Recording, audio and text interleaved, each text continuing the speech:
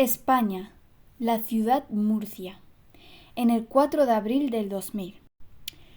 José Rabadán, un joven de 16 años con el pelo rubio y largo, y ojos azules, y por cierto, también una cara aniñada.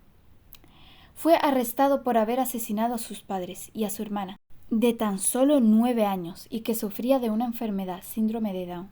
José le explicó a los policías de que sus padres no le buscaran. Lo que no sabían es que José siempre soñaba con tener una espada samurái. Hola a todos y a todas y bienvenidos a mi canal Criminal. Espero que os gusten todos los videos que haga. A medida de la década 1990, la familia Rabadán vivía en los barrios Santiago. Rafael Rabadán Tobar había sido un boxeador y trabajaba como camionero, mientras que la madre, Mercedes Pardo Pérez, se quedaba cuidando a los dos niños, mientras que José Rabadán ya era un adolescente, mientras que María, su hermana pequeña, solo era una niña. Los Rabadán eran muy aparecidos, el vecindario, ya que todos los veían como una familia respetable. Eso incluía a José, quien describían como un chico atento y educado, que saludaba siempre a los vecinos con una sonrisa cordial. Además, las madres de sus compañeros del instituto de enseñanza media, Mariano Vaquero, al que asistía, lo tomaban como ejemplo. Salía de noche y nunca tomaba alcohol, pero José era algo retraído y solitario. No traía muchas molestias a sus padres, excepto en lo que a la escuela se refería, no mostrar interés alguno en estudiar. Y a medida que pasaban los años, sus notas iban de mal en peor. Mercedes intentaba apoyarlo, pero el poco compromiso que demostraba generaba cada vez más conflictos entre ellos. A pesar de esto, ambos adultos intentaban darle a José todo lo que estaba a su alcance, claro, llegando incluso a malcriar, aunque el sueldo de Rafael apenas alcanzaba para cubrir los costos de la casa. Le compró una computadora a su hijo para que pudiera divertirse. Esa fue la puerta de entrada a algunos vicios para cuando cumplió 16 años. José ya pasaba todo su tiempo libre en el ordenador jugando videojuegos como Final Fantasy V8. Ese era su juego favorito porque le fascinaba poder asesinar a otros personajes con una katana. Por esa misma época, Ben comenzó a pensar en dejar la escuela. Rafael hacía todo por incentivarlo, impidiéndole jugar a su juego preferido hasta que no mejorara. Sus notas finalmente logró convencerlo de que si se centraba en los estudios, le haría una katana real, es decir, una espada samurái con una hoja filosa de 71 centímetros de largo. José hizo todo lo posible por mejorar su rendimiento académico y eventualmente consiguió el preciado objetivo, y fue muy feliz mientras que pasaban las horas, ensayando golpes con la katana frente al espejo.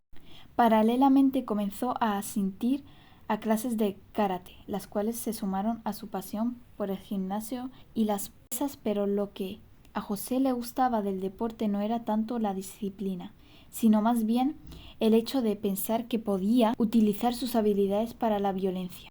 Esto escaló al punto que tal comenzó a coleccionar armas blancas. Compró machetes de gran tamaño, hachas, cuchillos, picayelos enormes y con 4 filos de navajas, cuchillos japoneses estrellas ninja y puños americanos con pinchos que se sumaron a su preciada katana. Cuando José llegó al juzgado de menores de Murcia para su primera audiencia, la puerta quería verle la cara al asesino de la katana, como ya lo habían apodado, al igual que ya habían hecho antes la policía. El caso confesó todos y cada uno de los detalles ante el jurado con respecto al hallazgo especialista, asegurándose que el motivo para ponerle bolsas en la cara a su hermana y a su padre eran que José se sentía avergonzado de sus actos, de manera evitada miraba sus rostros, aunque él le dio una explicación completamente diferente y más espantosa. Dijo que les colocó una bolsa porque las cabezas están tan dañadas que los trozos de la carne quedaron esparcidos por todas partes.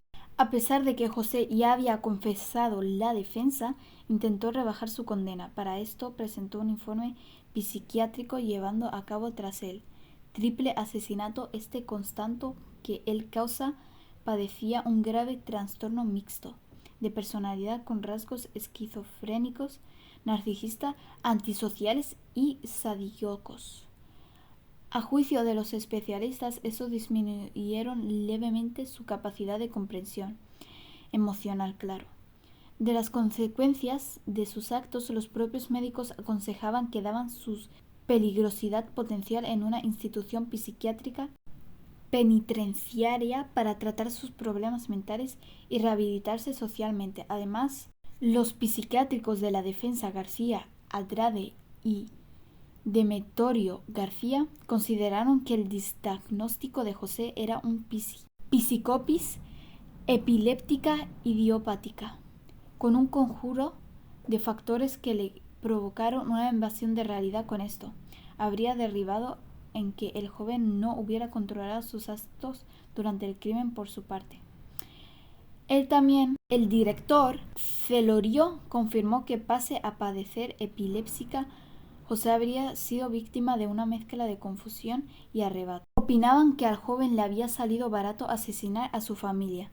Se debatió sobre el santinismo y la influencia de las artes marciales y los videojuegos violentos en los adolescentes. Incluso se insinuó que José estaba obsesionado con Scott Lennart, del personaje ficticio protagonista del videojuego Final Fantasy VIII, el cual jugaba con frecuencia. De hecho, medios locales llegaron a comprobarlos por el corte del pelo e incluso por Scott utilizaba una espada, pero en la vereda de enfrente a los indignados estaban los fanáticos. Desde jóvenes comenzaron a enviarles cartas a la cárcel. Lo admiraban por haber sido capaz de asesinar a su familia. Incluso algunos de los que confesaban desear hacer lo mismo, pero que no se animaban a sí mismos. Como sucede con muchos asesinatos, cientos de chicas le enviaban cartas románticas diciéndole que estaban enamoradas de él. El 25 de septiembre del 2003, José intentó fugarse, aprovechando que tenía una sesión terapéutica en Elche. Les asestó varios golpes a sus cuidadores y recién 4 horas después, 2 policías de civil lo arrestaron mientras lo llevaban nuevamente a prisión.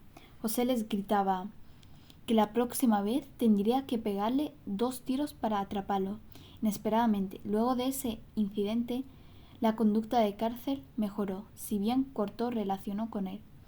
El resto de su familia tuvo algún contacto con una tía y cuando levantó el arma blanca y se la colocó a Rafael a centímetros del cuello, con el objetivo de calcular el primer golpe letal en ese instante. El hombre abrió los ojos al ver a su hijo con el arma.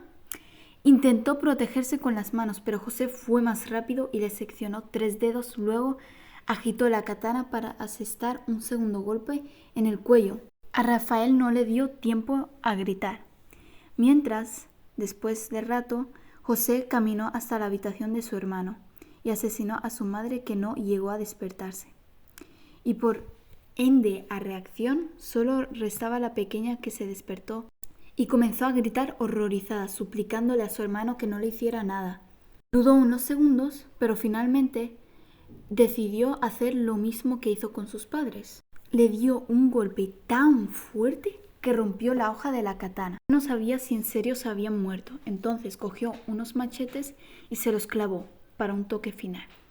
Y desde allí, José quedó huérfano después de ese terrible hecho. Esperaron unos días y los vecinos comenzaron a oler los cuerpos y se traumaron. Después alertaron a la policía y la policía vino después de unos minutos. Después metió a su hermana en la bañera y la tapó con una bolsa la cabeza. Y quiso hacer lo mismo con su padre, pero pesaba demasiado. Entonces lo dejó al lado de la bañera y después de eso cogió un machete y les arrancó la cabeza. José quería llevarse los cuerpos a algún lugar y tirarlos y ya no volver a verlos, pero no podía ser tan rápido. Entonces lo que hizo fue bañarse y cambiarse de ropa y coger un par de dinero y escaparse. Entonces José llamó a su amigo y al policía y les dijo de que encontraron los cuerpos de su familia en la casa, pero la policía y su amigo se pensaron de que era broma. Al día siguiente, mientras que José caminaba por las calles, compró un periódico para ver si en serio le vieron. No lo vio, entonces volvió a llamar a la policía. Y esta vez la policía investigó en la casa y al final encontraron cada medio rincón estaba lleno de sangre y los 3 cuerpos allí. El joven se convirtió ya en adulto, con muy pelo corto y tatuajes por todo el cuerpo. Dicho eso, 17 años atrás, dijo de que eso lo hizo para ser libre. También aseguró haberse rebelado contra Dios por la enfermedad de su hermana y que como consecuencia de ello se habría acercado al satanismo.